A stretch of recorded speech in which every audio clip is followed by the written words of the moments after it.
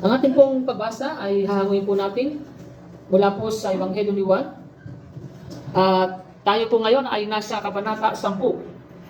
Mga talatang 1 hanggang 5 ang ating pagpuhanan, pero babasahin ko po ito sa English.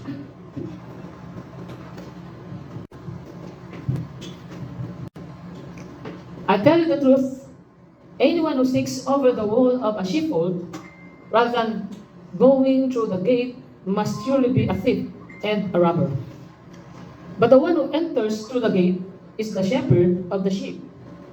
The gatekeeper opens the gate for him, and the sheep recognize his voice and come to him. He calls his own sheep by name and leads them out. After he has gathered his own flock, he walks ahead of them, and they follow him because they know his voice. They won't follow a stranger. They will run from him because they don't know his voice. May the Lord add His blessings upon the reading of His words. Dito po sa atin pong binasa ay, ito po ay, ang background po nito ay nandun pa rin sa, kung saan sa senaryo na yung lalaki na kulubi, na bulag, na pinagaling ng ating Panginoon Kristo, at siya po ay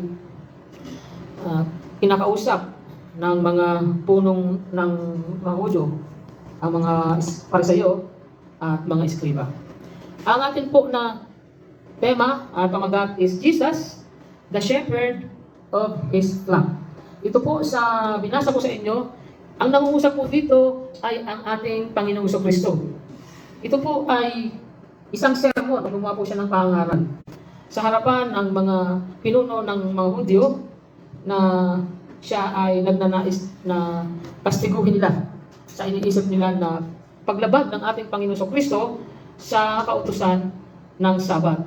At ito pong chapter 10 ay nagsisimula na meron pong extended figure of speech or illustration gaya ng pagkakasaad sa atin sa verse 6. Although ang ginamit po rito ay pyromai sa Greek word, pero kapareho din po ito ng pagpapakahulugan sa figure of speech or yung parable. Halos hindi parable, pero sa ibang translation, parable ang sinabi doon sa pananalitang ito ng Panginoon.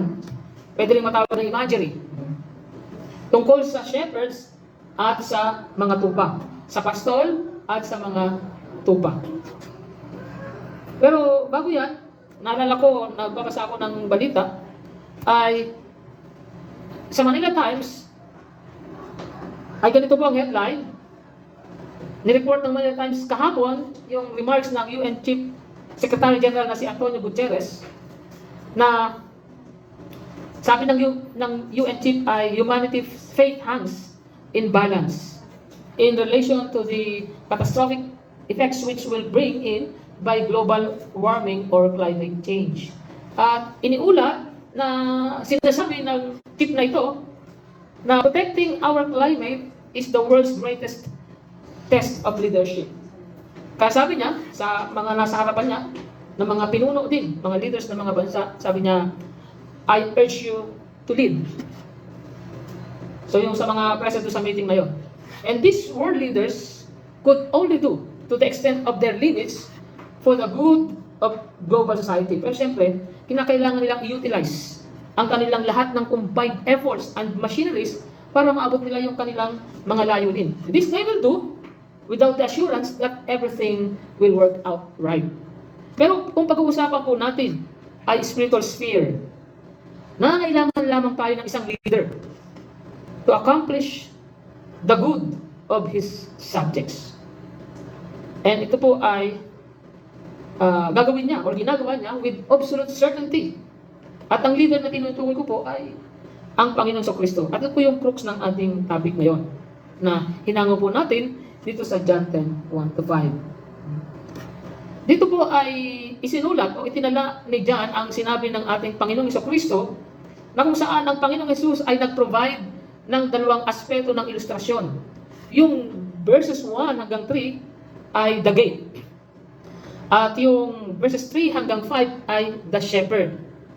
Each with its own interpretations. Hindi na kinakailangan tayo manghula sapagkat yung gate ay ininterpret na mismo ng ating Panginoong Kristo doon sa verses 7 hanggang 10. At yung imagery ng ng shepherd ay ininterpret na ng ating Panginoong Hesus doon sa verses 11 hanggang 18. Alam na bilang background doon, sa gabi, yung mga tupa o yung sheep, yan po ay kalimitang nagtitipon doon sa tinatawag na sheepfold para sila po ay maprotektahan mula sa mga magnanakaw, doon sa weather, o maging sa mga ligaw na mga hayop. Yung pong sheepfolds or hindi ko alam kung ano yun sa ating tawag siya sa Tagalog talaga, no? Kanlungan siguro, kanlungan, pwede nga. Ay kalimitan po mga kuweba or sheds or open areas na napapaligiran ng walls na yari sa mga bato at sa mga siit o sa mga sanga-sanga na medyo mataas-taas din. Na umaabot kuminsan ng mga 16 feet. At yung pong pastol o shepherd, sila po'y kalimitang natutulog across the sheep. And sometimes, yun pong mga shepherd ay uupa sila ng tinatawag na porter or dito sa binasa natin ay gatekeeper. Para sila makakauwi sa kanilang bahay sa gabi at babalik na lamang sila sa umaga. At ito pong sermon na ito ng ating Panginoon sa Kristo, ito po ay umusbong mula doon sa konfrontasyon sa Kanya. O may kipagkompronta niya doon sa mga Jewish leaders. After na ma-excommunicate yung ulubi. At siya po ay, doon sa kung naalala nyo, siya ay nagsalita, maiksing pananalita tungkol sa light and darkness. Pero dito, binago na niya yung image, ito naman ay shepherd and the sheep. At bakit po? Sapagkat sa kaisipan ng mga Hudyo, ang pastor or shepherd ay alinmang mga leader, no? Kasi man leader or maging spiritual man yan or political. At ang mga tao, sila ba'y tumitingin doon sa hari at sa mga propeta bilang mga pastol o shepherds. Kaya naman, yung mga loyal subjects ng hari ay pinoportray po bilang mga sheep. Theologically speaking, the Bible speaks of God as the ultimate shepherd of Israel. Ngayon, sa pag-assert ng ating Panginoon na siya yung shepherd of the sheep, He claimed that He was that shepherd God who revealed Himself in the Old Testament times. And at the same time, doon sa Old Testament, mga kapatid, ay yung Diyos, of course, yung Ama, ay nagsabi din na magpo-provide ng shepherd sa Israel. Yan ay mabasa natin sa Ezekiel 34, sa 23 hanggang 24, sa Contemporary English Version, nasabi dyan, "After that, I will give you a shepherd from the family of my servant King David. All of you, both strong and weak, will have the same shepherd, and he will take good care of you. He will be your leader, and I will be your God. I, the Lord, have spoken." So ito po ay messianic prophecy. So yung shepherd, tumutukoy doon sa Panginoong Hesus na sa kanyang pagiging tao ay kabilang doon sa lahi ni David. At sa Ezekiel 34 din po, mga kapatid, kung babasahin mo yan, ay si Propeta Ezekiel, kinakastigo niya yung mga false shepherds. Sino yung false shepherds doon? Yung evil leader sa Israel. At ito nga, napredict niya, yung dahil sinabi sa kanya ng Diyos, yung true shepherd, yung Mesias, na darating at magpo-provide sa mga tao ng Diyos o sa mga tupa ng genuine care and leadership.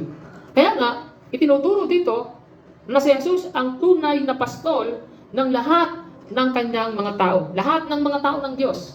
At tayo, bilang mga kaanib ng kanyang flock, we have the Lord Jesus as our shepherds. And it's best that we subject ourselves under His care para tayo ay manatiling ligtas laban doon sa mga malevolent teachers na kalimitang nagko-cloak sa kanilang sarili bilang mga ministers of light, but in fact, they are emissaries of Satan. Ang mensahe po natin ay ito: Jesus is the shepherd of His own sheep who hear His voice and follow His lead. So yung pagpaparal po sa mga leaders, ipinaparal sila bilang shepherds, at yung mga tao ay ipinaparal bilang sheep. Yan po ay common na analogy sa doon po sa Middle East at maging sa Bible.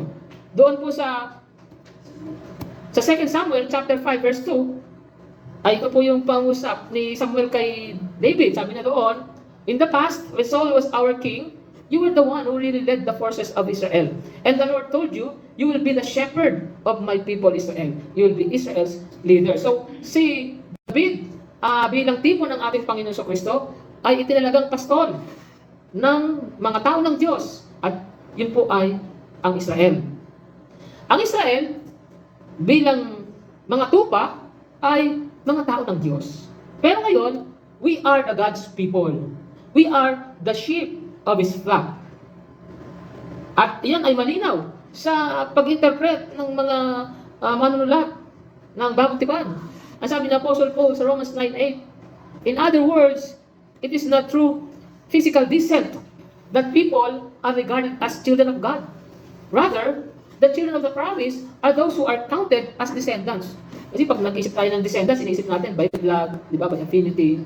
Pero, nilinaw po na hindi po physical descent. Hanggang ngayon, ay marami pa rin na nag-iisip niyan. And even the evangelical preachers or pastors ay nag-iisip na ang Israel, hanggang ngayon, sila ay mga anak ng Diyos. Dahil sa dugo nila, no? Dahil sa kanilang physical descent. Pero hindi po yan. Sapagkat Israel, huminto na po sila bilang isang bansa noong pang 1980. At muli lamang silang ibinalik noong May 1948. Pero yung lupa na yun ng Israel can no longer be considered as a solid nation. Nagsisikap sila. Pero there's still ongoing conflict between Israeli and the Palestinians as they coexist in that one land. And in the religious aspect, Judaism is in conflict with Islam. Katunayan, yung Dome of Omar. Diba? Hindi nila makibo-kibo dyan. Untouchable yun. Nasaan? Nasa Jerusalem. And the presence of Christianity proves that the Jews are separated from Christ. Hindi sila dapat ituring ng mga tao ng Diyos. Katunayan, ang sabi sa Galatians 5, verse 4, dito sa Darby's translations, you are deprived of all profit from the Christ as separate from Him. As many are justified by law, you have fallen from grace. Diba? So, sinasabihan ni Apostle Paul, yung ilan sa mga taga-Galatia na, although sila ay nagpasok sa, kumbaga, nagpa-convert sila sa Christianism, sa Christianity, and yet, nadala pa rin sila doon sa paniniwala na ituturing na ganap sa pamagitan ng pagsunod sa kautusan ang tao. Ganyan ang kaisipan ng mga Hudyo na ngayon. Naniniwala sila na sila ay malinis sa harapan ng Diyos. Sila itinuring na ganap, walang sala sa harapan ng Diyos sa pagsunod nila sa kautusan. Ang itinuturo na sa New Testament ay we are justified by faith alone. Kaya po, kung wala sa kanila si Kristo, kung hindi sila sumasampalataya kay Kristo, sila po ay hiwalay sa Diyos. Ngayon, ang tanong po natin na ito, what are the identifications of God's people? Dalawa po ang ihilata ko dyan. Una, God's people are devoted to His words. At pangalawa, God's people are living by His example. So, of course, ang tinutukoy ko po dyan particularly, na God is ang Panginoong Hesus. Una, God's people are devoted to His words. Balikan po natin yung John 10:3. Sa NIV, ang sabi dyan, the gatekeeper opens the gate for him, and the sheep listen to his voice. He calls his own sheep by name and leads them out. Sa Israel, bilang background po dyan, yung pong sheepfolds o yung kanlungan ng mga tupa, isa lamang po ang entrance dyan. At ito po'y nagiging mas madali para doon sa mga pastol na bantayan yung kanilang kawan. Kalimitan po, yung maraming mga pastol, gumagamit sila ng isang fold o kanlungan. At sila po'y nagpapalitan sa pagkagwardya doon sa entrance. Doon sa mga bayan na maraming mga tao ang merong pag-aari ng ilang mga tupa, yung pinagsama-samang mga tupa na iba-ibang may-ari, ay isa lang po ang nagbabantay na shepherd. At yung pag-mimingling ng mga animals, hindi naman problema sa kanila yan. Kasi, ang bawat tawan, so may kanya-kanyang kawan, no? Sila po nagre-response, no? Madali silang nagre-respond doon sa tinig ng kanilang sarili-sariling mga pastol. Ngayon, bilang refleksyon, tayo po, nasa atin pa rin, no? Bilang mga tupa, we have our shepherd's voice. Ano po yung tinig ng ating Panginoon? Nangungusap ba sa atin audibly? Tinatawag ba tayo? Hindi po. Ang tinutukoy po natin dyan is the words of God That is the Bible. And the words of God is disclosed to us as the spiritual food for our soul. Ang sabi nga sa Jeremiah 15:16, when your words came, sabi ng Jeremiah sa kanyang panalangin sa Diyos, I ate them. They were my joy and my heart's delight, for I bear your name, Lord God Almighty. You see? Ang point lang mga kapatid is, the words of the Lord Jesus Christ is like a food to the believers which they consume every day. So ang mga salita ng ating Panginoon Kristo ay kagaya ng pagkain na ating kinukonsumo araw-araw. So gusto kong bigyan ng diin yung araw-araw. Sa Hebrews 3:7-8, talingtahan ng 13 ay may ganitong nakasulat. Therefore, as the Holy Ghost saith, today, if you will hear His voice, that is the voice of the Lord Jesus Christ, harden not your hearts as in the provocation, in the day of temptation in the wilderness, but exhort one another daily, while it is called today, lest any of you be hardened through the deceitfulness of sin. Ang Diyos, sa pamagitan ng banal na Espiritu, of course, ang Holy Spirit is another person of God, ang tunay na may akda o author ng Old Testament. Yun pong Holy Spirit, siya pong nagbigay ng inspirasyon doon sa mga prophets at sa mga forefathers na sumulat doon sa Old Testament. Yan po sinabi sa atin sa Hebrews chapter 1 verse 1. At ito nagbibigay sa atin ng garantiya na ang buong kasulatan, all scripture, ay ibinigay ng Diyos. In fact, yan po yung binigyan ng diin ni Pedro doon sa 2 Peter chapter 1 verses 20 hanggang 21. Yun pong Holy Spirit, yung kanyang salita, yan po ay inilapat sa mga mananampalataya in the past. Pero, ang banal na Espiritu ay patuloy nang nangungusap through the same scriptures. And so, it applies to believers today as well. But we see to it na kapag binabasa natin, kung kailan binabasa natin ang isang passage, ito po ay ini-interpret natin sa context of the whole Bible, especially that of the New Testament. At it is needless to say that when we exhort, we do not use some psychological or even philosophical principles. Kaya sabi sa verse 13, but exhort one another daily. Pag nag-exhort sa bawat isa, although hindi natin ito magagawa dahil magkakalayo tayo, no? Pero at least, sa bahay natin, ang bawat isa naman ay mga mananampalataya sa kanya-kanyang pamilya. So, may exhortation. And that is, hindi po yung mga itinuturo, maging sa psychology or ano pa man na mga tinatawag nilang mga life hacks, hindi po yan. No? O kaya naman yung mga nababasa natin sa mga aklat, hindi po yan. Although, hindi natin minamasama ang mga iyon, at may mga maganda ka rin mga kapupulutan doon, mga magandang advice, or kuminsan may nakikita tayo sa FB, hindi po dapat nagawan tayo kumukuha. Hindi po natin minamasama yun.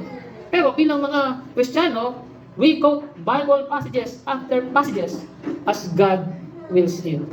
Kaya, ang hamon po sa atin is read the Bible every day with the intent of being enriched with God's revelation. So, paano tayo makapag-exhort kung hindi natin kabisado ang mga kapahayagang iyon? So, meron pong few instructions sa pagtanggap sa challenge na yan. Una, ensure that you have your own personal Bible. So, kung meron po sa inyo na wala pang personal Bible, ay magsabi lamang po ano? And pray for the illumination of the Holy Spirit whenever you read it. Pangatlo, consult your pastor about certain passages which seems ambiguous. Kung para bang hindi mo maintindihan kung ano ba ang kahulugan to, ito ba o ito? Or, parang nakukumpis ka doon. And pangapat, familiarize yourself with the thoughts which the passages convey about. Pero, you must combine it with the right attitude, such as yung sabi sa Hebrews 4, do not harden your hearts. Yung hard hearts, no? Yung matigas na puso, it can be the result of disobedience, rebellion, lack of trust, neglect of worship, refusal to submit, and ungratefulness for what God has done for us. Kaya, narapat lamang na kinikilala natin ang pagkilos ng Diyos sa ating mga buhay. That rather than rebelling, we must endure. We must seek maturity, not taking Christ, His work, or His kindness for granted. Huwag nating babaliwalain ang mga ginawa ng ating Panginoong Kristo. Huwag nating babaliwalain maging ang Panginoong Kristo mismo, ang kanyang kabutihan sa atin. Kaya nga, si Paul ay nag-advise, no, kay Timothy, and it is the best example that we can accept even today. That is, Paul instructed Timothy to commit himself to the reading of the Scripture. Sabi doon sa 1 Timothy 4:30 sa NIV, until I come, devote yourself to the public reading of Scripture, to preaching and to teaching. Pangalawa is, God's people are living by His examples. Sa John 10:4, sa NIV pa rin, ang sabi doon ng Panginoong Jesus, when He has brought, when He has brought out all His own, He goes on ahead of them. And His sheep follow Him because they know His voice. So yung background natin, yung pinagaling na beggar, na nanampalataya sa ating Panginoong Jesus sa chapter 9, He represented all believers who would come out of Judaism to follow Jesus as a sheep follow their shepherd. In fact, alam natin na ang unang mga naging Kristiyano ay majority ay mga Hudyo at ang relihiyon nila ay Judaism. So it is said that doon sa background, yung mga shepherds sa east ay kaya nilang o pinapangalanan nila ang bawat tupa. And that each sheep would respond to the shepherd calling its name. So parang aso lang, no? Kasi yung palang mga tupa ay kagaya ng aso, di ba yung mga aso pinapangalanan pag tinawag sa pangalan, alam nilang yun ang kanilang pangalan. At doon sa Near Eastern place, no? Yun pong mga shepherds ay sila po yung nauna sa kanilang flock pag naglalakad dyan. At yung boses nila o boses ng mga shepherds ang tumatawag para kumilos. Yun ang nagpapakilos para sumunod yung mga tupa. And this draws a remarkable picture of the master-disciple relationship. Yung New Testament leadership ay lagi pong by example. That is a call to imitate conduct.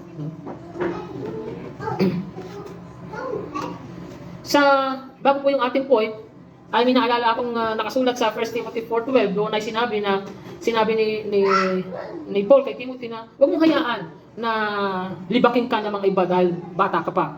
Kundi, ikaw ay maging halimbawa para sa mga mananampalataya sa iyong pananalita, sa iyong paraan ng pamumuhay, sa pag-ibig, sa iyong pananampalataya, at sa iyong kadalisayan. Well, ang point ko lamang po dito is, aim to be Christian in all your walks of life with the aim of reflecting Christ's image on you. Si Apostle Paul ay nagsabi ng ganito sa 1 Corinthians 11:1 sa NIV, follow my example as I follow the example of Christ. Ang background po nito, kasasabi lang ni Apostol Pablo sa mga taga-Korinto na ang kanyang layunin is to seek the good of others, not himself. And in this regard, Paul called upon them to imitate him. And this reflects back to what the Lord Jesus said. Kung maalala ninyo, doon sa upper room, matapos niya hugasan ang mga paa ng kanyang mga disciples, at yun po ay nasa 13:15. Sabi po niya doon, I have set you an example that you should do as I have done for you. There he spelled out to them the moral significance of that act. Ano po yun? Serving others in humility. And that is why we don't take the washing of feet literally, no? It just serves an illustration. Kasi na ginawa ng Panginoon, ginawa niya yung illustration for a moral teaching of which He was imparting. Serving others in humility. Kasi siya nga na kanilang leader, kanilang master, amo sa Tagalog yan. And Lord ay ginawa yon. Ay sino ba sila para hindi yung gagawin? So, napakahalaga yung maglingkod sa mga iba. Kaya ang hamon sa atin yan ay ito. Draw from the Bible the principles and instructions fitting for a believer of Jesus to abide by. Kasi, kaya ko sinabi yan is, hindi naman lahat ng nakasulat doon sa Bible ay applicable sa atin. Okay? Merong particular sa isang tao, sa isang grupo ng tao, o sa isang specific na lugar.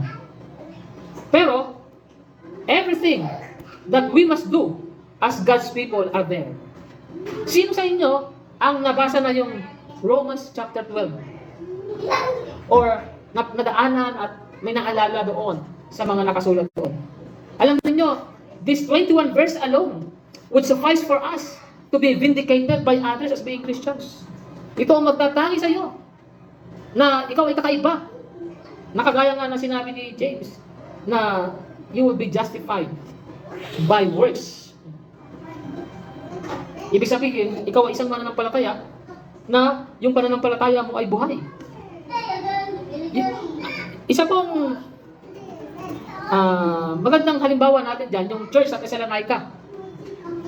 They have been known as having complied with this exhortation As Paul acknowledged it, sabi ni Paul sa 1 Thessalonians chapter 1, 6 to 7, sabi niya doon, you became imitators of us and of the Lord.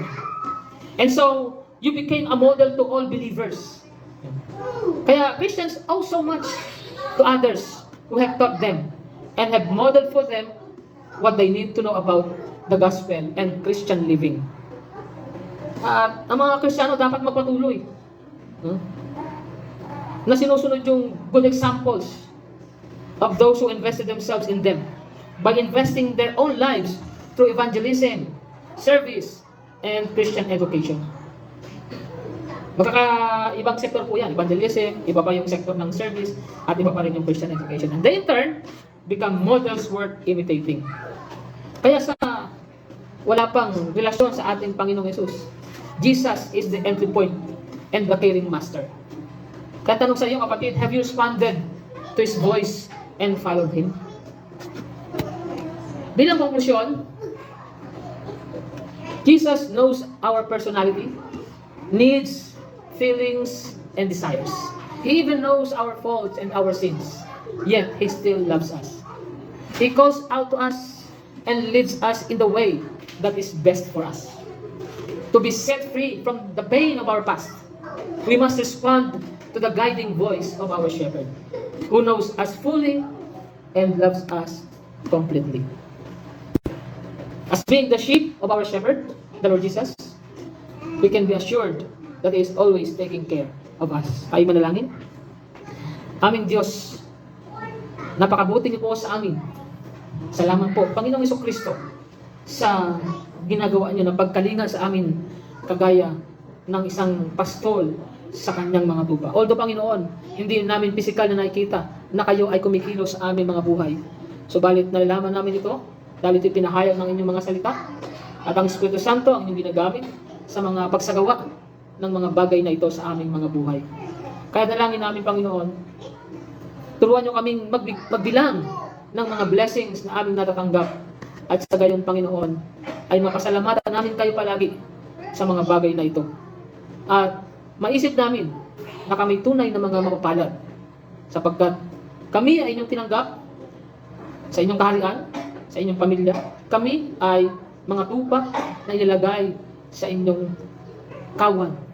At kagaya ng mga tupa, meron kaming kalayaan, meron kaming kapanatagan na kami ay hindi niyo pabayaan. Kaya salamat, Panginoon, at nawa nga po, ito'y mag-uwi sa amin ng tapat na paglilingkod sa inyo sa tulong at kapangyarihan ng Espiritu Santo.